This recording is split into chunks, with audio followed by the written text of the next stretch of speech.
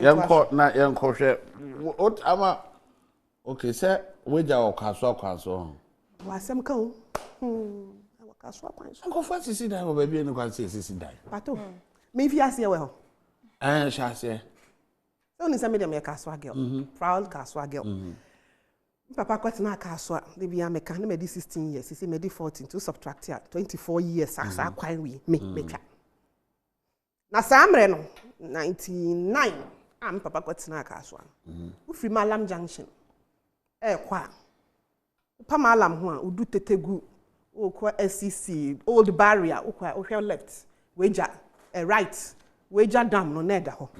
Ne banks ni nyinara green a wo say ye ja space no nka nsuo no ye bie a bi wo ha ye bie nsuo no obehu se nkofo the boat canoe nkete na esim no mo chiwe wo cross kwan na ekọ tetegu side ho na ye ja mi edin a edema no as a marshland as a mangrove nsuo mu kakraka na da fitetegu akokofa nsuo na no botia no eho na eho no nsuo to na ye bie Weija Dam na obehu se nsuo no na mase brewo na ewura eponim sa area no those days they are say turtles eba ho sea turtles eba ba be de kan zo mbetu nkosua ho na omo ye nesting omo ba be wo omo ma no se mbetu omo nkosua no omo ahachi omo no moko na ye say migratory birds and no man dey free South America afibia omo tu kwan na ebi begina ho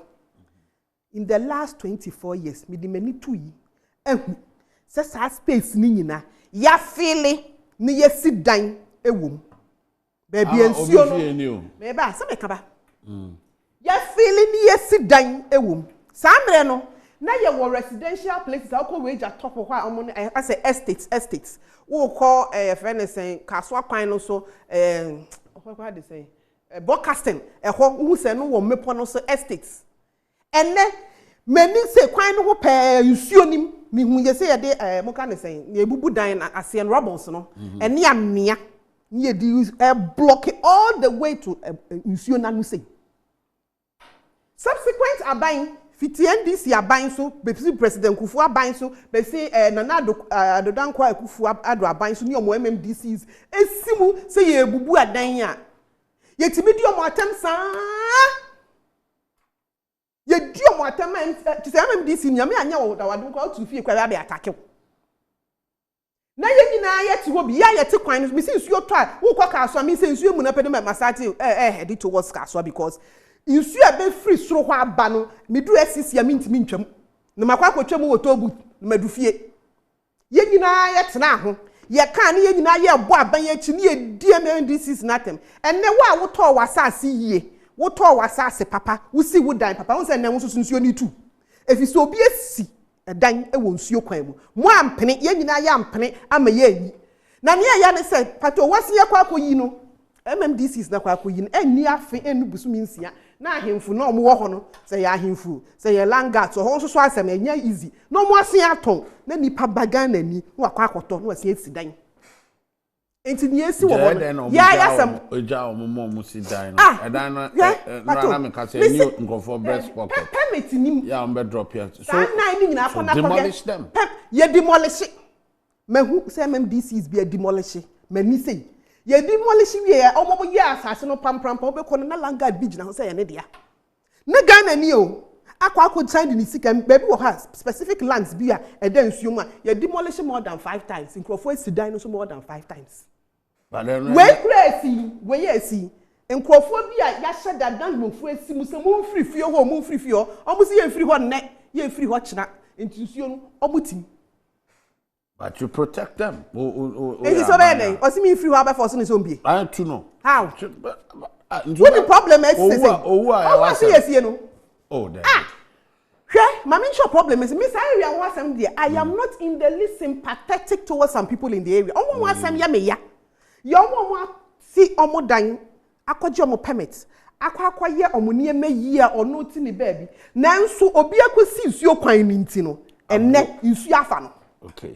Mini aka ho bi ne ho nsuo enne nkofo nsuo mfa omo da ebo ho nsuo afa omo na se suban we yebu a mo beba besi emfa ho ne aban kro wo so me si fiti President Rollins time besi nne yebu a no mo asi yenya ahemfu bi o mo te ho a o mo ayom ho say every 3-4 years ye bebu nkrofo dan because of insuo ye besen aton asase no Adwa em say Weija Spillage ye me hu video na ye areho pa se nsuo hawda you will understand say na for me na 77 kran asetena no enye bete say ye wo ha wote ha ti ase se ne esifatie but me no me nkofo bebre ko school omo mfi baby na e baaye nti no na se efie nye na se ontimi nkotena koko fom nimu na se we wie wo degree na se wotena nkran na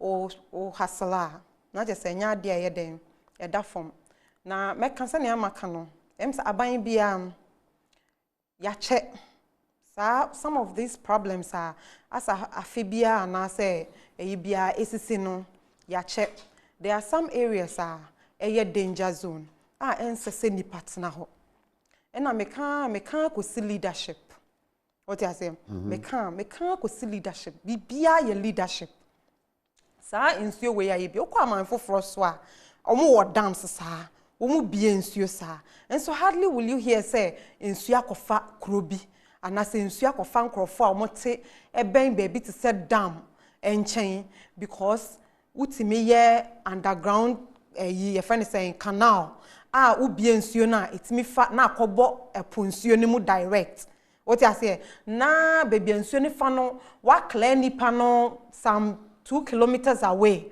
from that dam area na ho na ye protected area na me gidi say yesusu say ye de besi eni so aya ye beye because they nti na meka sa ebra ye man panyi nanado betena akonwa so oye na adwen se ne fie na woni ma ne ho no betena se na nkrofo tete ben ho o ma ntu o ma back so ma back nti no se ye de si eni so se sa ho na eye danger zone no ye ma ni pant na ho a okay ye betimi aye ne nyina no kosi se wo behu nti na etoda ho se aban bi bana se o blame se problem ho na esese o solve na se o blame timemufo a eya na metena se a enye yie fi se o pese wudi nipa so esese wo ti nipa adwene ase esese wo timi ti nipa su ase esese wo timi ti se ne nipa esiti ase esese wo timi ti your culture ase ene se ne yesify because anya sa on what basis na wo kan se wo pese wo bedi nipa so.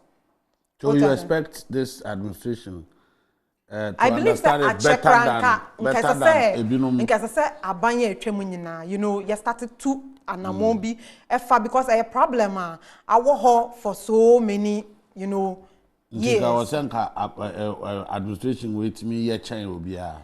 Say see an administration we net so.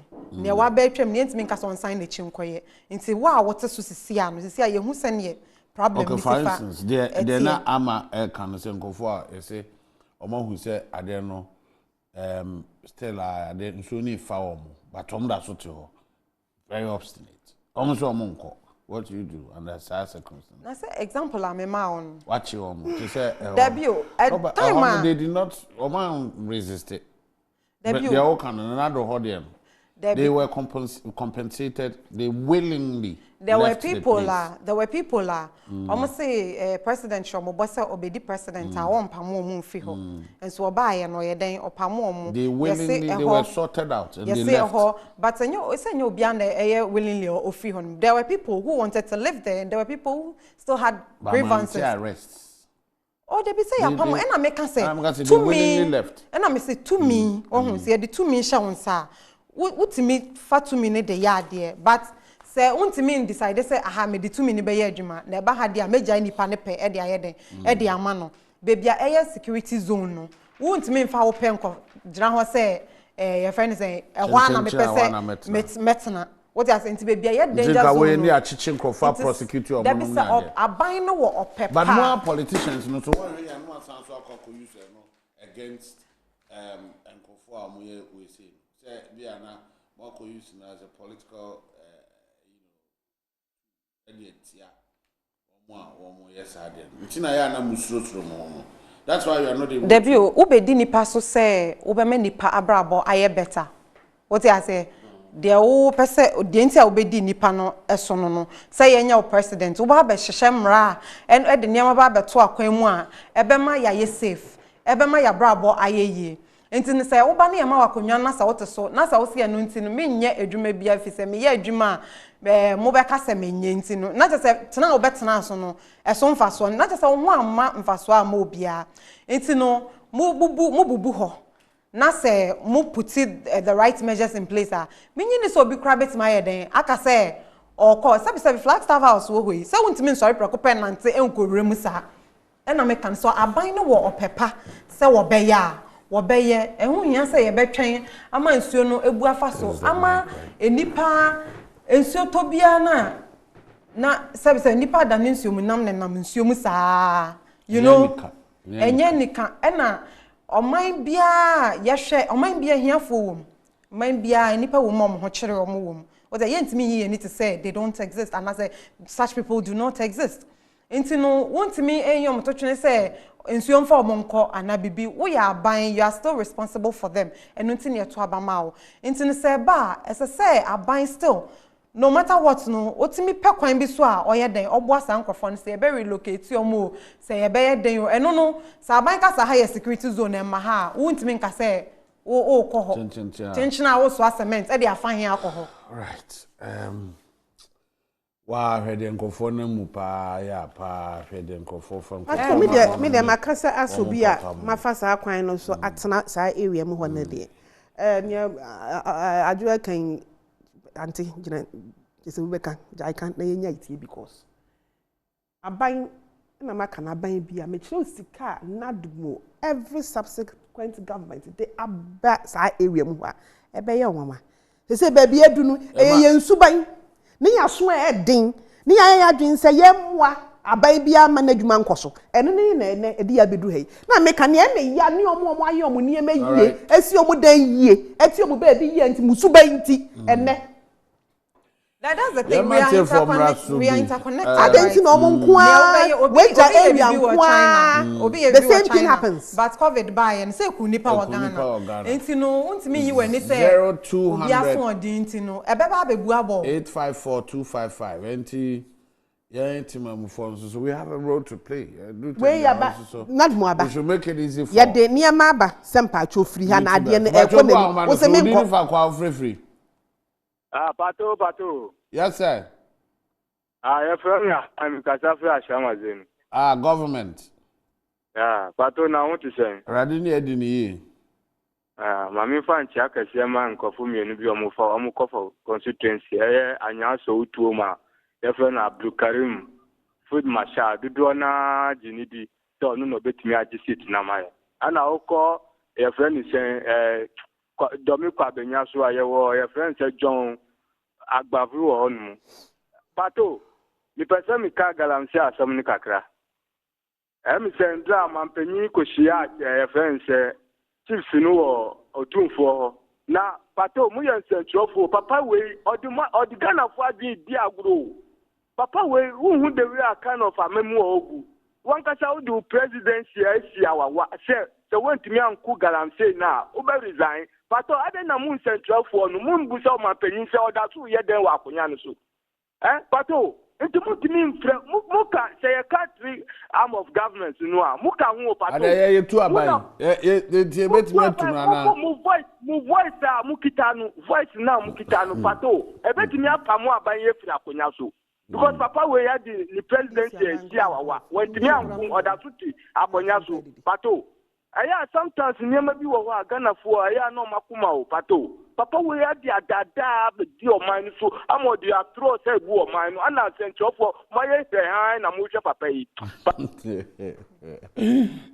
0200 abai ebi an se my fra ma bi o manto for se fo adutum ni nkomo no de eso no so ade de eduma bia na betim de eduma mba chodi ni fa kwa free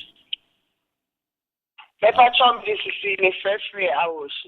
Mba jeti o Pato yo Pato Cecilia ni Wache ra. Oh, odo ye.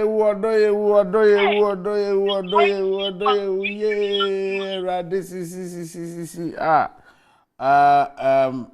Bekasa. Say bibi aboko de. Yo adom na won so e. Rade ni medini ye. It e ho ase. Nya mi hu say nya mi ni wadi ni yampa. Tato. De wo mu ni say. Gana for ya hwea de. Nipa ni mu say ade ya mi toi. Dachi ebe ha me. Aso kwabra na ebe ko.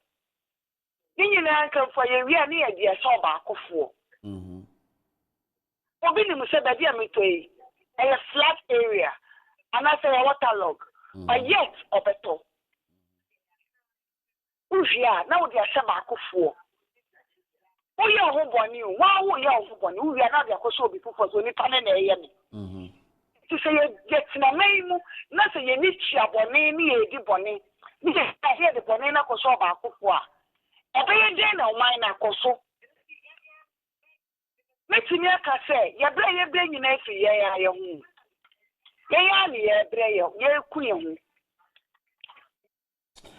But I say Cecilia, but I say Nina ka ho bi yan kasa ekofaba na san epe anuye na if it becomes difficult then say madam for be say Ghana for yenim de also bia ye just said ye also ye ni but you didn't fa kwa free to Great Abulu would be party executive member Trobo constituency. Common sense ni be ejuma pato. Why ni na? Mani French ya ma delegate na wo Trobo constituency ho. Na mi sankanche ayawaso central force Harry Otuesi ope chairman ewo ho. Omunkai ni no muntu abama no na John Agbafo ewo do mi kwabenyo no super chairman da number 5. Pato asema ye mu bie kan ni na da ho nu Pato, one say media, any a common sense family for no. Yaka say as some man penny only involve a himfunu fight against Galamsey. One say a hody with you. But two one more that as in this and say Menshia ye two Galamsey ho. Ye two Galamsey Menshia. Papa memunu. Me catch them say Papa catch you be so quite a Galamsey. Rather, because Oko Shiomu or say election say a coursoon, a mani Lucy seat ni Yamanyama net say Papa Nyanka. Sikadu over $4 million or $400 million a dia galanse. I dating agency Oko Honuti so bohun to meeting. Near Poso Akuntama in Sem Papa Anti. Obi di bonina ni yira ato na wafidanti utimi ye o mani ejuma. Pato, senya papa kai osi papa nu obedi na otwida ti omu ma na homa won dia na na do ni Ghana fo adwiye. Wo onku tia na ene onku tia na ochina. Pato ni nyame adwuma. That's the so do agentre ababulu na oteni kan 0200854255 onso betimi do agentre abana ya toaso na afi akasima kakra bi kramponi sorry nti say but I rehearse them. Yamfa last call on. But you didn't fall quite free. Hello? Hello? Hello, Minia. Chairman, but you didn't fall quite free. I am from your point, I'm free in second. I'm going to say it to you. Yeah, Minia. Hello? Yes, Minia. sir. I'm going to say it to you, no, home. No losing no. But on me first year. Na SMCC and so baba so ma hu say matia hwere ni na na machire ho. Israel burger enchebia no so baba na all the SMCC abre ne ne. Nsem wa ekoso no aka amiata am sorry. That's am na aka. Me there, Mr. Momo near me area ne me kwan so. Iti Malam Junction ekwa Akudu Kaswa. Mr. Baby a woten wa wuni. Sense salt na ho. Adwa.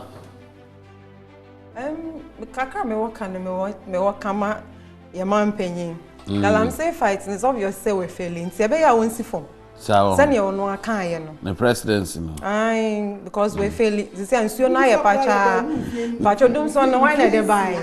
Dumson every day soft work or down. Every day soft work or echo down for bomb pay you. Na there was solving Dumson no. There solving Dumson no. Ah, when they would see na o share kania no. No crumble. Is it Dumson yet name? Ajapoma Anson representing the NDC. Elena Deku represented the NPP. Koku Owusu Ajay Pato represented Benson Ajimpa Original TV. Nyankopo ya no 226. Yabese share bio ewo original 91.9 FM ya de adwene kasa dwumedi no abro. Nyame adom etna esusu enhia wo ha no pe. Nyame kam nyina mo omo enyina ho ban ma asem ema ye ho. Ni enja galamsi. Ni entutu free tete gu ne obabi a tete ne ho nto ya nyame chai. Bye bye.